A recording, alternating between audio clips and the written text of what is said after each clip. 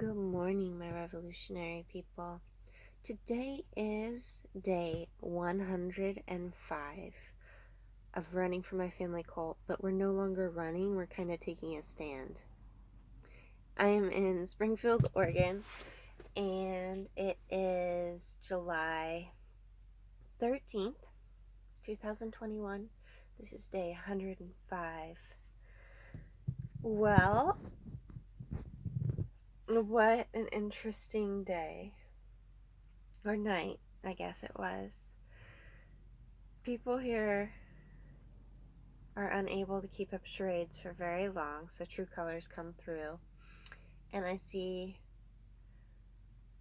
saw some true colors last night. I also checked my email, and I saw that the security alert the other day that Google gave me was concerning my blog, and they tried to hack into my blog, and I went ahead and I posted that on my Instagram. I'll probably post the IP address on my blog later, www.youdeservetoheal.com. My Instagram is Nicole_Graves_Kudearoff. And then, so that happened. And they really got me good yesterday because I really just wanted, they've been working on like the subliminal messages of like, it's time to focus on me and move on and start fresh. And even the astrology says that with the Venus and Mars conjunction, it's the meeting of your feminine and your masculine side. And it might even have to do with feminine and masculine outside of yourself. So like meeting your partner. But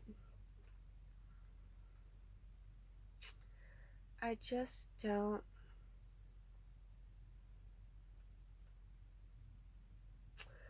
I don't know. But anyway, so I don't know if we're going to continue to blog or whatever, but we are going to continue to make videos and post on Instagram and YouTube so that we can keep me safe. So that if anything happens to me, there's a record of what all has conspired. And I think this is what's kept me alive, is my need to document everything so that I feel safe, and that it's basically me just wanting to document my reality because everybody gaslights me and denies my reality and denies my pain and just ignores everything that they do. And it's been interesting. My mom's been getting a lot of attention recently from everyone in her family. This is probably the most they've paid attention to her since COVID started. So we're just going to keep documenting everything because they've become my Truman Show, and it's very interesting. I did some microneedling last night, or yesterday. Looks like it's paying off. I actually stole a shirt from my mom. She let me borrow a shirt, so that's good. So I could have pajamas. Some days, I don't know. I'm just really disappointed. But I knew better. I had hope. I didn't hope for like amazingness, but I hoped for too much, I think. Always. That's my thing. Hope is my biggest flaw. Hope, positivity, not giving up on people, loving people, even when they show me how much they hate me, I still love them. That's one of my biggest flaws. But love is one of those things, once you give it, you can't take it back. It's given. It's been given. So it's very interesting. But I also realized how scared they are last night. They're scared. They're grasping at everything. And they're trying so hard to just get me under control.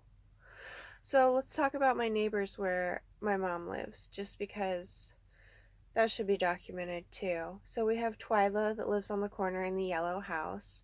I don't know all the specifics of the neighbors, but this is what I recall, is there was a guy that lived where Twyla lives, and he died, and he left her the house or something like that. So that's kind of suspicious. It's kind of suspicious. I never really thought about it twice, but now that I think about it, I'm like, oh dear. And then on the other side of my mom, there's this lady, Sherry. She's short and in the medical field. And I kind of grew up with her daughter, Sarah. And oh, Sarah has had PCOS since we were kids. And like, you could just tell she's freaking tortured. And she actually still lives there too. And her other daughter, Caitlin, must have escaped. I'm not quite sure what happened, but it's hard to say because they keep us very sheltered here. Even when we were younger, we weren't really allowed to like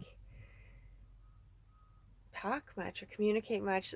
It was really a lot worse here when we were younger because we really didn't have too much internet or connection to the outside world. So, and they do that so that we can torture people, or so they could torture us, and it's rough. It's rough. This is why I enjoy the internet so much. And then on the other side of them, it's a cul-de-sac. So there's Twyla, my mom, Sherry, and then there's the Wadkey boys. And there's like 4 or 5 kids, and they're all boys. They didn't have any daughters. They're a little bit older than me. I think the youngest one is a year or two older than me. And their dad is like dying of MS now. And so, yeah, but the boys are tortured. I don't know if they're killing their dad or if their dad's just dying from the poison. They used to get in a lot of trouble when they were younger, so I'm not quite sure what's happening there, but there's definitely some kind of dysfunction. I don't know. I don't know who to feel sorry for in that situation. I think their dad's in a wheelchair now. And then there's 2 houses where the people have like moved since I was younger, so I don't know them. But then across the street in the now greenhouse is Sue and Mike, and they have a daughter, Jordan. And Jordan is about my brother's age, and she has had like hair problems, like her, yeah, she's tortured too. She has like candida. Mike is bald, and Jordan has always had like super super thin hair. I'm not quite sure, like, she's tortured too. Sue used to be nice when I was younger, but I saw her when I was here last time, and she's pretty dead inside now. It was kind of sad.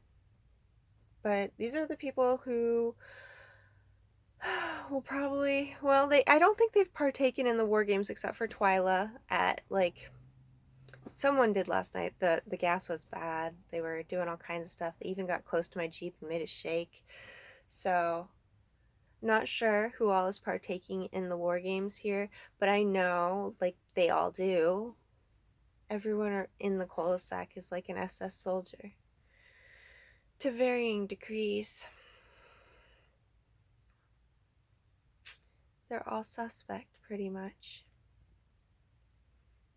They've all tortured their children. It's sad, but it just shows you. I don't know if they watch my mom or what's happening. I don't know. I was thinking about that last night. My mom, she didn't get really like sick until like I was about 8, and that's about the time that my grandma died. That's the time she started torturing me even worse. That's when I had my head surgery. So, not quite sure what happened then. Something that made her lose power, because she actually used to have control of her body. I wouldn't say she was nicer though. She just has changed to more from overt to more covert, and now she's like covert queen, or she tries to be, but the overt just leaks on through. It's really interesting. So wish me luck today. I'm not quite sure how this is all going to work out, and it is what it is, right? I just want to document this all. I love you all. Today's good thought of the day is when people show you who they are, who they really are, believe them.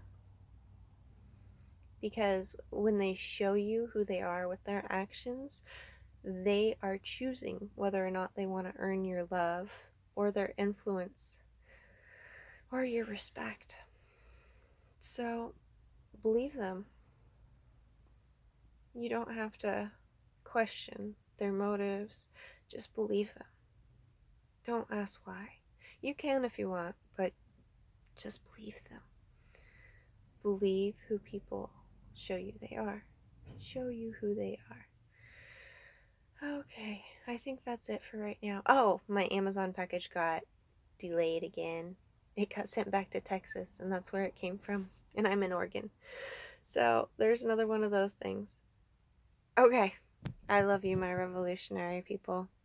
Believe people when they show you who they are. They are choosing whether they want you to love them, whether they want to be influential, and whether they want your respect. Don't question it. Just act accordingly. I love you.